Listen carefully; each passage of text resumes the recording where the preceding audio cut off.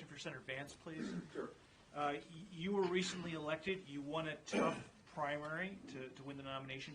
Do you think the Republican leadership here is out of touch with GOP voters on the border and on Ukraine, given that this was unveiled, hoping that it would get 25 Republican votes, and it's probably not going to get any Republican votes on Wednesday? Well, I want to echo everything that Ted has said, and I think all of us have made this argument that leadership really screwed this up.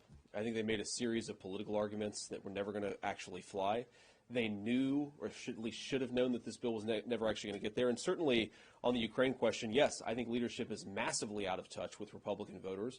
We are not, as a Republican Party, behind unlimited, unaccounted for aid to Ukraine without any goals in mind, without any sense of where the money is going and what's going to be accomplished if we continue to support Ukraine. So I absolutely think it's a failure of leadership that we've gotten to this point.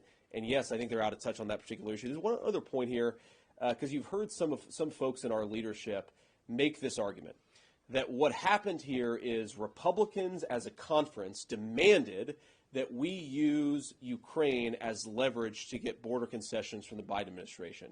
They'll say things like, well, you wanted us to negotiate for border security, and now that we have this package, you say that it's not good enough. Well, we asked you to negotiate for border security, not crappy border security that has nothing to do with securing the American southern border. So this idea that we signed a political death compact where we wanted to negotiate for border security, so we're therefore committed to supporting any package that comes out of these negotiations, is ridiculous.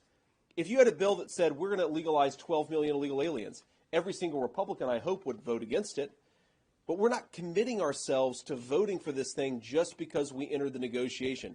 And the idea that we are, the idea, and you hear this from some of our leadership, and hopefully they will stop, the idea that we committed to supporting whatever came out of this negotiation is pure, unadulterated bullshit. We supported a negotiation to bring common sense border security to this country. We did not agree to a border fig leaf to send another $61 billion to Ukraine.